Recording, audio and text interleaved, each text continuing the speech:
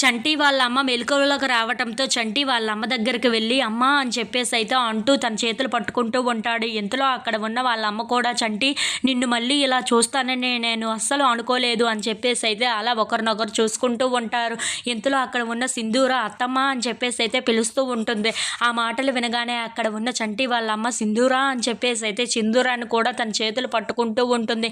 ఇంతలో అక్కడ ఉన్న చంటి మాత్రం అమ్మ నీకు అంతా నయమైపోయిందమ్మా, ఇక అంతా నేను చూసుకుంటాను నిన్ను జాగ్రత్తగా అని చెప్పేసి అయితే అంటూ ఉంటాడు.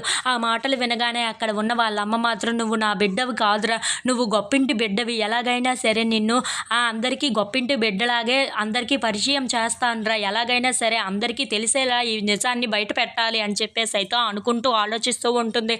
ఇంతలో అక్కడ ఉన్న చంటి మాత్రం ఏంటమ్మా అలా ఆలోచిస్తున్నావు, ఏమీ మాట్లాడకుండా మౌనంగా ఉండిపోతున్నావేంటి అని చెప్పేసి అయితే అడుగుతూ ఉంటాడు. ఆ మాటలు వినగానే అక్కడ ఉన్న వాళ్ళ అమ్మ మాత్రం తన గతాన్ని తలుచుకుంటూ బాధపడుతూ ఉంటుంది. నిన్ను ఇలా బ్రతకనివ్వకూడదు, నువ్వు చాలా గొప్పింటి బిడ్డవరా, నువ్వు ఇలా బ్రతికుతున్నావు కానీ నువ్వు ఎలా బ్రతికి ఉండేవాడు వాళ్ళ దగ్గర ఉంటే అని చెప్పేసి అయితే అనుకుంటూ ఉంటుంది. ఇంతలో అక్కడ ఉన్న వాళ్ళ అమ్మ మాత్రం గతాన్ని తలుచుకుంటూ కేశవ గారు ఇలా వచ్చి నా కొడుకును నాకు ఇచ్చేయివా అని అడిగారు, ఎలాగైనా సరే నిన్ను వాళ్ళకి అప్పగించిస్తాను అని చెప్పేసి అయితే అనుకుంటూ ఉంటుంది. ఇంతలో చంచలమ్మ కేశవ హాస్పిటల్కి వస్తూ ఉంటారు. ఆవిడ్ని ఎలాగైనా కలవాలి అని చెప్పేసి అయితే కేశవ అనుకుంటూ ఉంటాడు. ఇంతలో అక్కడ ఉన్న చంటి వాళ్ళ అమ్మ మాత్రం ఏమీ మాట్లాడకుండా మౌనంగా చూస్తూ ఉండిపోతుంది. అది చూసిన చంటి మాత్రం ఏంటమ్మా అంతగా ఆలోచిస్తున్నావు, నేను ఇక్కడ ఉన్నాను కదా నాతో మాట్లాడు అని చెప్పేసి అయితే అంటూ ఉంటాడు. If you like this video please